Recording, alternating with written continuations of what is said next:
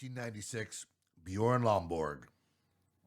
Not a scientist. Sounds like a IKEA item. I'm sure he's a A product. Bjorn Lomborg. He's a product of IKEA money. Once this guy brought out Mountain Dew off the rip, I was like, I don't even know if I can believe anything this guy says. What's not a wrong with scientist. Mountain Dew?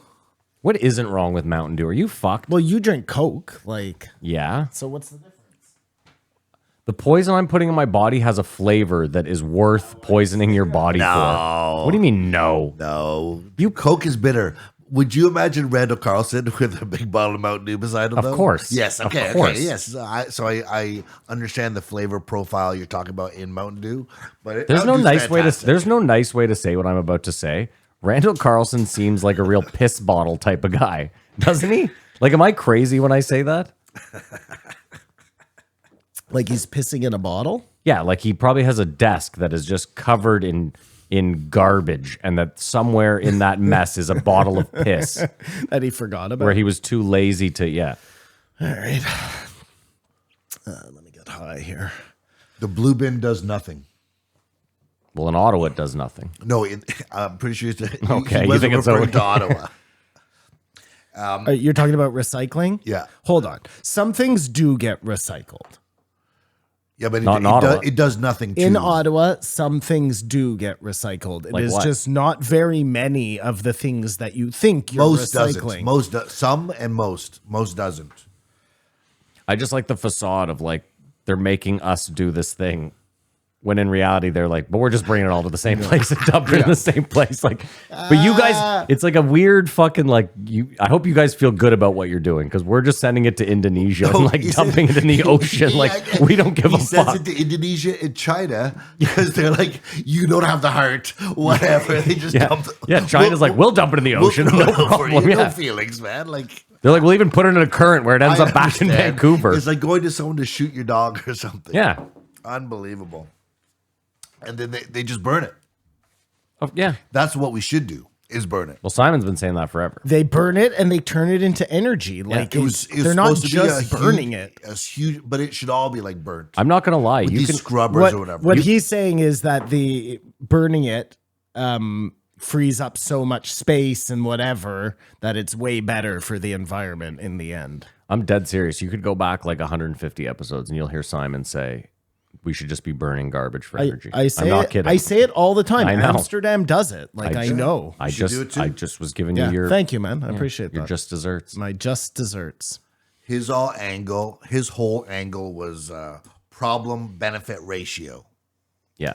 So with the gas in the tank, when it was knocking to fix how you put lead, but then that's really sick.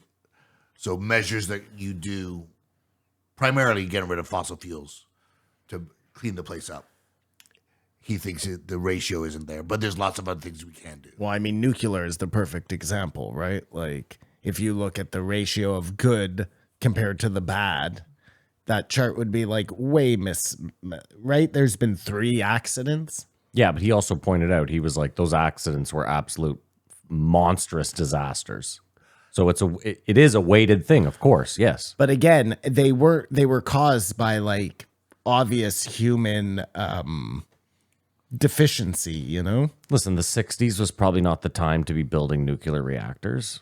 But there wasn't as many cars driving around. Yeah. It's just like how we got here to this moment is with fossil fuels. Yeah. Yep.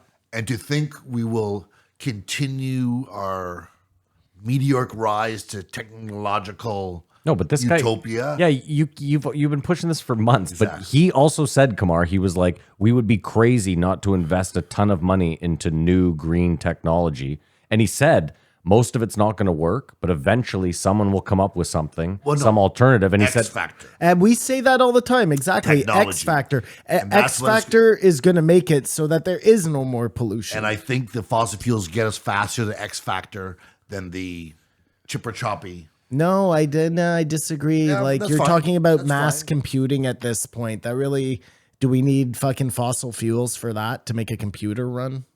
yeah, Yeah. kind of. Supply chain. Unfortunately, but- supply chain. man. No, We you're just missing my everything. point. Like it's an idea. the way we're going to get out of this is with an idea, and that idea is going to come from not from fucking driving cars and He acknowledged it's burning an issue, but he acknowledged that it was not an issue making people panic about this. Yeah, I There agree. are other Agreed. things that are really bad for human health, for humanity, Kamar, that are more attainable, as well as trying to change everything to electric or whatever. it felt like this guy had listened to our podcast and wanted to tell everyone at the table that it was okay. Like he wanted to be like, Kamar, you're right.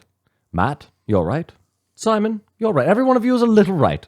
Because it seemed like that's what he was saying. Like, Because yeah, he's a statistician. I said to you a while ago, we're nowhere fucking close to getting off fossil fuels. I know that. But I also say we should be taking steps to try to attain that. I think it's crazy to just bury your head in the sand and say, we're never getting away from this. But he's saying they do Yeah. take steps. The steps are being taken. Yeah. So everyone should be happy.